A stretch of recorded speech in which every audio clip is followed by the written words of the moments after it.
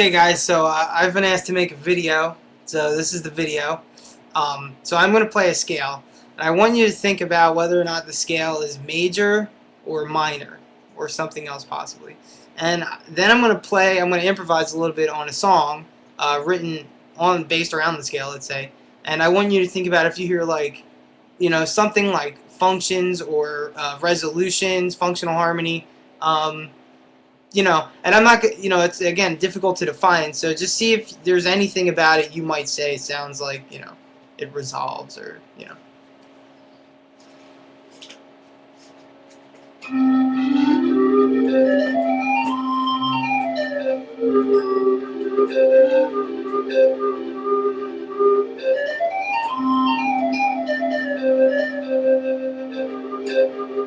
So that's the scale.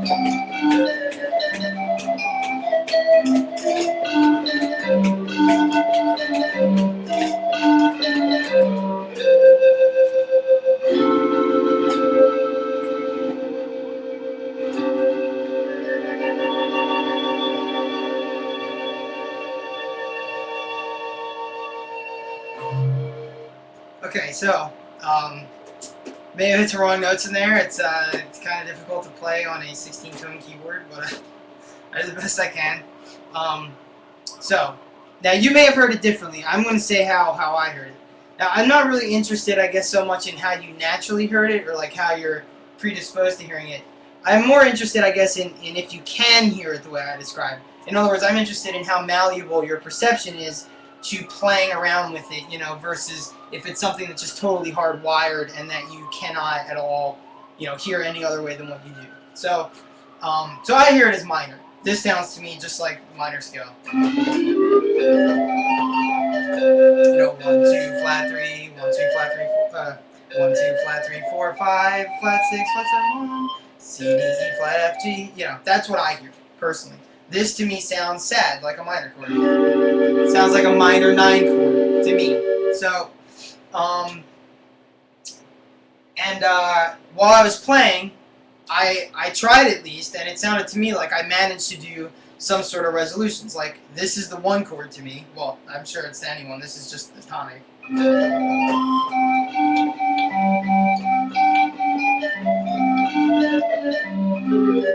Then I'm trying to go to the 4 chord, so I do. You know? So again, here's the tonic. And then I'm going to the 4 chord.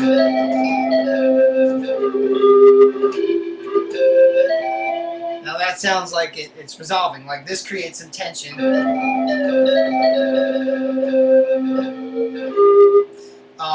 So I heard that, you know. And honestly, in general, this whole thing to me sounded like, you know, very recognizable in terms of things I'm used to in 12. Like, this sounds minor, and then this goes to the 4 chord. And then when it goes to the other middle section, it does like a 3, 6, 2, 5, 1 sort of thing.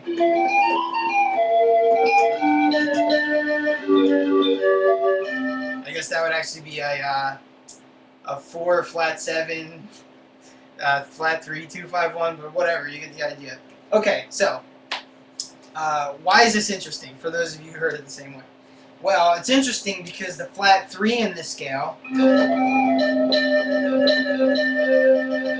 is 225 cents, meaning it's 3 steps out of 16 equals. So here's, you know, 1, 2, 3. So 0 steps, 1 step, 2 steps, 3 steps. So that's like flatter than an 8/7, which is, you know, usually thought of as a super major second. And yet, to me at least, it still sounds sad, you know. If there's any, now I know some of you don't like thinking of minor as sad, you want to think of it as serious, you want to not place a label on it, that's fine. But whatever it is, to me, there's something about it that sounds minor. Maybe I'd say it's sub-minor. Maybe I'd say it's not quite minor, but in the minor family. But for me, I'd say it's some sort of minor, as opposed to this, which is major. This one is minor. This is sort of neutral. Minor, major, maybe neutral. But of course, this is a minor third. And as I play, maybe your perception snaps and hearing that is minor. Anyways, that's tangential. The real point is, for me, what I find interesting is this minor third. This is the same interval that appears between the 3rd and the 4th. So this is also 225 cents. But it doesn't really sound sad here to me. It just sounds like a major second, like a passing tone, as opposed to this, which sounds like minor. Now maybe I can make this sound minor.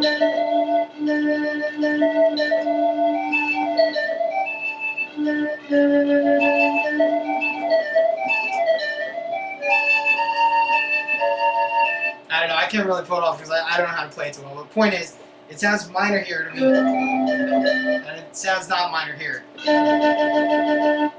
Another interesting thing, the 4th is actually 450 cents. But that same interval is also here, where to me it sounds like a major third. It sounds happier, you know. Now, another thing that's interesting, you know, sometimes I do these sorts of bluesy things.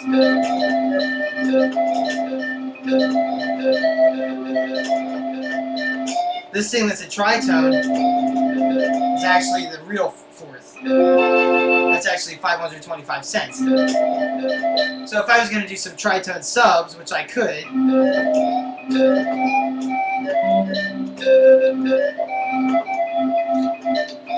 so I could go up to the tritone. I'll do that again.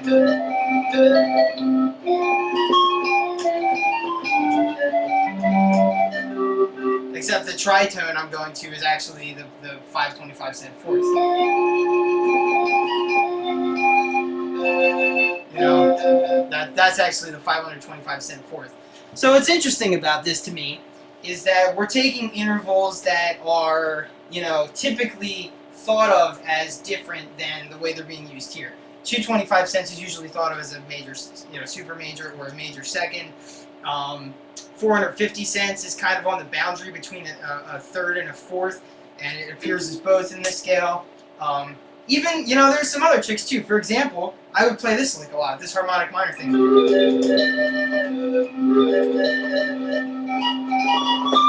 So when I would do that, this thing, to me,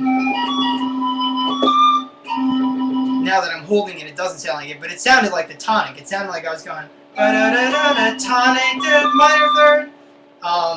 But of course, once I hold it, it doesn't sound like that.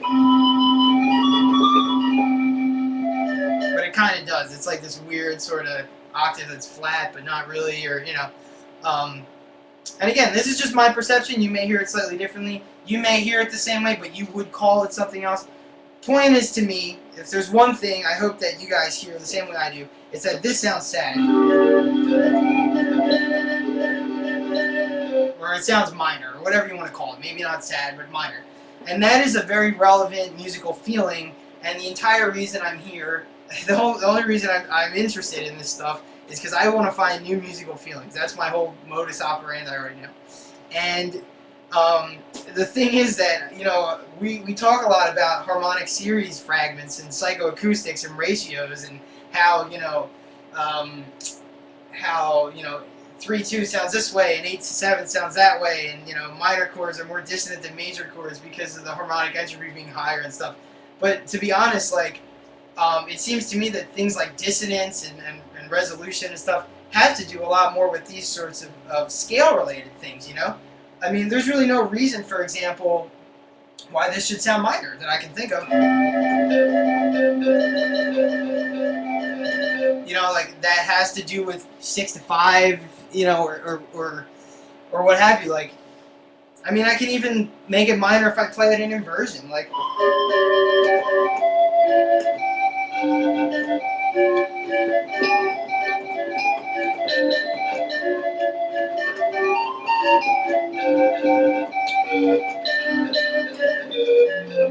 So that's 975 cents.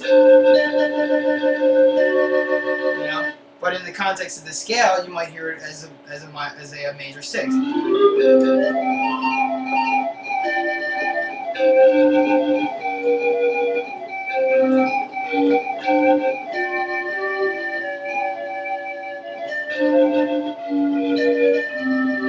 Now here's one more thing that's interesting about this too. Now it's not like I'm totally unaware that the intonation is different, so before Gene says, I don't get it, I don't care, it sounds terrible, it's in 16 equal, do a demo in 46 or something. I'm totally aware that this is flat, or flatter than I think of it in 12. And I'm aware that this is much flatter than in 12. I'm definitely aware of that. But the thing is that, in addition to that, it still sort of sounds minor.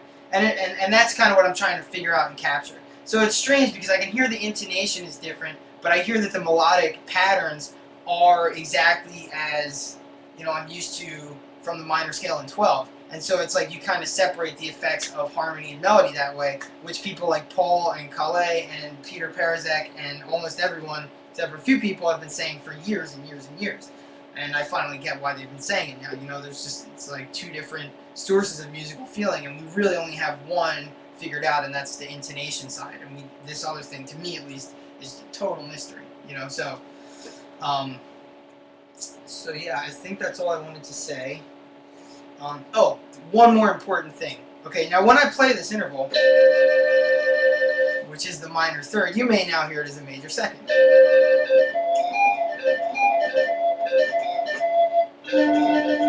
Okay, why is that? Well, one thing that's interesting is that, before we get into theories about how, because the 8-7 dragged it back and you're just an illusionist and you just suck, Mike, and I hate you, there's also the fact that this interval, this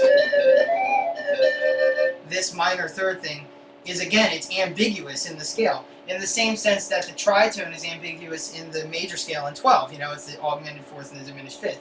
And therefore, when you play this interval, you know what I mean? It could just as easily be this.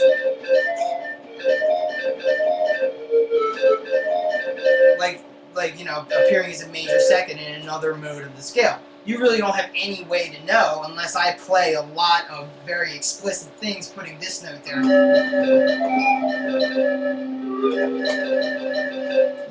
And when I played this, like I practiced a little bit to make sure I could always sort of establish it as a minor third, using Rothenberg's technique of playing subsets of the scale to, more fully describe what scale degrees I want this to sound like. So when you hear it flipping between like a major second and a minor third, it may not be that the ratio is flipping and the psychoacoustic fairies have zapped you and you've only can run for so long until they get you with their secondness. It could also be that it's ambiguous. Playing Orgone, for example, in 11 equal, and the super major third's the same way. It's a fourth and a third at the same time, and it's just you have trouble framing it. So I really don't know how it works. I don't have any big theories.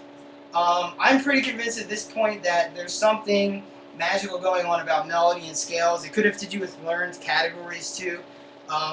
But my personal interest after exploring this for the better part of a year is not anymore in harmonic series theories involving how the harmonic series dictates our feelings and emotions. I'm more into this. Maybe I'll come back to that. If you guys aren't interested in this, that's fine.